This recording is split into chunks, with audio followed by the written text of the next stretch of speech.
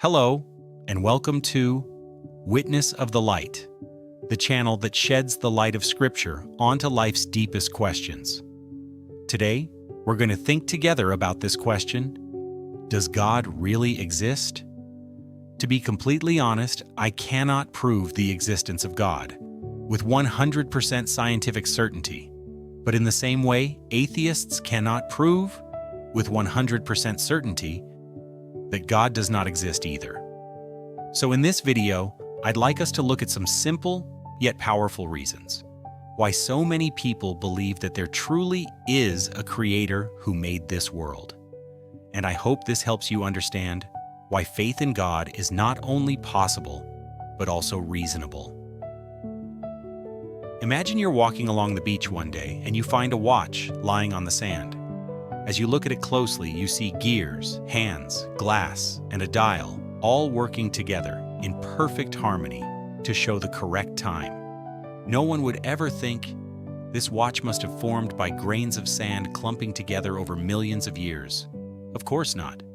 The natural conclusion is that someone designed and made it. Now, when we look at nature around us, we see things far more complex and precise than a watch. Countless scientists have spent their whole lives studying the mysteries of nature, and yet, so much remains unexplained. So the question is this level of order and complexity the result of random chance, or is it the work of an intelligent designer? Modern science tells us the universe began with what we call the Big Bang, an explosive expansion from a single point, containing all matter, energy, space, and even time itself. This means the universe is not eternal. It had a definite beginning. And if there was a beginning, then logically, there must also be a cause for that beginning. That's a very important truth. The universe has a starting point, and behind every beginning, there must be a reason or a cause. Even scientists still struggle to answer the question, what existed before the Big Bang? So what could this first cause possibly be? Among countless planets in the universe, Earth stands out with very special conditions that allow life to exist.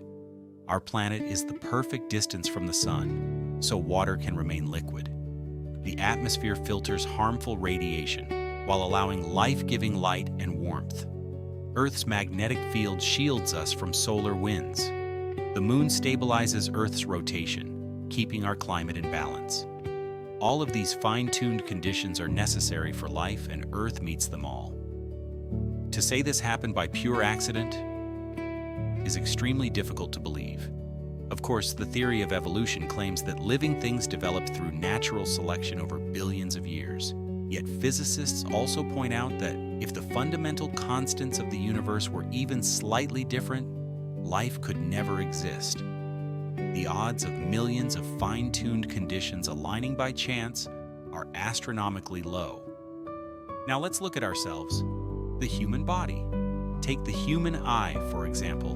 The eye detects light, forms images on the retina, converts those signals into electrical impulses, and sends them to the brain. The brain then interprets this information so we can perceive color, shape, and depth.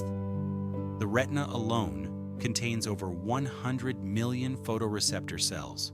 Cone cells detect color, while rod cells detect brightness. Such incredible design in something as small as the eye is mind-blowing. And the eye is just one organ among many equally complex systems in our bodies. From the universe to the earth to our very bodies, the order and precision we see strongly suggest that we are not the result of random chance. Just as a watch requires a watchmaker, creation points to a creator. Something cannot come from nothing. The Bible tells us that this creator is God. But then another question arises: if there really is a creator, why should it specifically be the God of Christianity? When we look at world religions and mythologies, many describe gods working together to shape the world, or order emerging out of pre-existing chaos. Some don't even acknowledge the idea of a creator at all. Judaism and Islam both affirm one God who created everything from nothing. But Christianity is unique in claiming that God not only created the world, but also came into it, revealing himself personally in human form and entering into a relationship with us. Think about it. If God truly exists, would he remain distant and unreachable? Or would he make himself known to us? Christianity declares that God did exactly that, by coming into the world as Jesus. Unlike other faiths where people must strive to reach the divine, the God of the Bible is the one who came down to be with us. Some of you might ask, but why would God need to come into the human world? That's a great question, and I'll explore it in my next video, when we talk about the unique dignity of humanity as made in the image of God. Let's return to our main topic. Who is the Christian God, and how can we know him? The New Testament tells us that Jesus reveals God most clearly. In John 14:9, Jesus says, "Whoever has seen me has seen the Father." This is an astonishing statement. 2,000 years ago, a man named Jesus, living in Israel, Palestine, claimed that seeing him was the same as seeing the Creator God. Historians widely agree that Jesus was a real historical figure. The real question is about his claim. If he said, "Whoever has seen me has seen the Father," then knowing Jesus means knowing the Creator God himself. When people hear this, they usually respond in one of three ways. 1. Jesus was lying. 2. Jesus was delusional. 3. Jesus was telling the truth. But when we look at his life, his teachings, and the testimony of those who saw his death and resurrection, the evidence strongly supports the third option, that he truly was who he claimed to be. If you want to know more about what it means that seeing Jesus is seeing God, I encourage you to read John chapter 1 for yourself.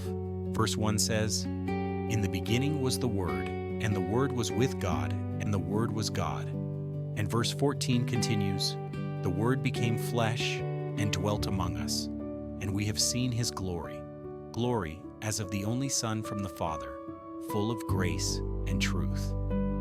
This passage declares that Jesus is not just a great teacher or moral leader, but God himself, present from the very beginning, who came to live among us in human form. If you want to know God, you can know him through Jesus. Today we explored how the universe, the earth, and even the human body point to intentional design by a creator. And the Bible tells us that this creator is God.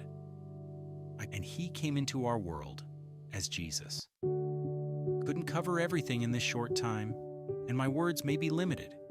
I understand that this might not be easy to believe right away.